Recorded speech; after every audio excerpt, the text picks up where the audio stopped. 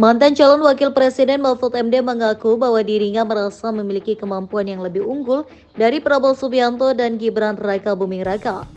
Namun dalam Pilpres 2024 kemarin, rakyat telah memutuskan untuk mempercayakan posisi presiden dan wakil presiden Indonesia selanjutnya kepada Prabowo dan Gibran.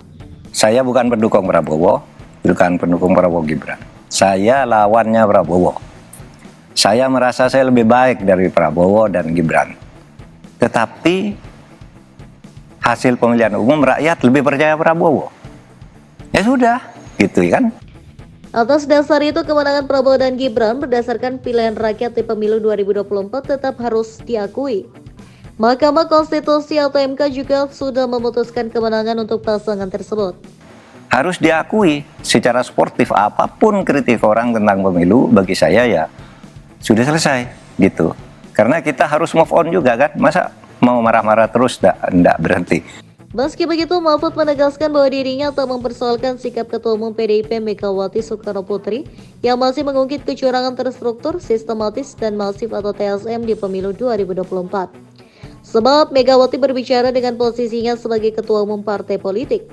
Selain itu, Mahfud juga sepakat soal adanya kecurangan-kecurangan di pemilu 2024 kemarin. Kemudian Mahfud MD menegaskan bahwa dirinya tidak menyesal meninggalkan kabinet pemerintahan Presiden Joko Widodo atau Jokowi. Guru Besar Fakultas Hukum Universitas Islam Indonesia atau UII Yogyakarta ini justru merasa terhormat. Kemudian saya merasa beruntung. Semula tidak merasa rugi, tapi kemudian merasa beruntung sesudah Pilpres. Untung kemarin itu saya mundur. Apa untungnya? Kalau tidak mundur satu, bisa ada dugaan kekalahan Ganjar Mahfud itu karena Mahfud main dua kaki, tidak mau mundur. Pasti dia merugikan, itu satu. Sehingga saya merasa begitu dinyatakan kalah ya saya tidak salah karena saya juga tidak di sana. Kalau saya di sana bisa dituduh macam-macam. Ada dugaan-dugaan. Kehormatan yang dimaksud oleh Mahfud adalah penunjukan dirinya sebagai calon wakil presiden oleh gabungan PDIP, P3, Perindo, dan Hanura. Sebab dirinya adalah seorang menteri yang tidak tergabung dalam partai politik. Dia juga mengklaim dirinya sebagai menteri yang tak pernah ikut cawe-cawe dan berkampanye saat menduduki jabatan di pemerintahan. Diketahui Mahfud MD resmi mengundurkan diri dari kursi Menko Polhukam setelah menyerahkan surat permohonan pengunduran diri ke Presiden Joko Widodo di Istana Negara Jakarta Kamis 1 Februari 2024. Pengunduran diri Mahfud ini menyusul majunya dia sebagai cawapres pemilu 2024 berpasangan dengan Ganjar Pranowo. Mahfud mengaku khawatir melanggar etika dan penyalahgunaan jabatan serta fasilitas yang diberikan pemerintah. Dengan tidak lagi menjabat sebagai menteri, ia bisa bicara dan bekerja tanpa ragu. Namun Mahfud MD menyebut bukan berarti dirinya bakal membocorkan rahasia negara.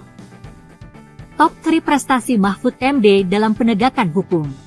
Mengungkap kasus korupsi Asabri. Mahfud MD menekankan komitmennya dalam mengusut kasus korupsi skala besar seperti Jiwasraya dan Asabri. Kasus korupsi besar yang merugikan negara lebih dari 40 triliun rupiah.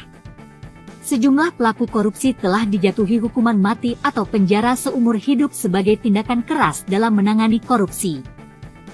Mengungkap kasus korupsi satelit Kemenhan. Tahun 2015, Mahfud mengungkap kasus korupsi satelit di Kementerian Pertahanan. Korupsi tersebut membuat negara mengalami kerugian hingga ratusan miliar rupiah. Mahfud meminta Badan Pengawasan Keuangan dan Pembangunan melakukan audit tujuan tertentu.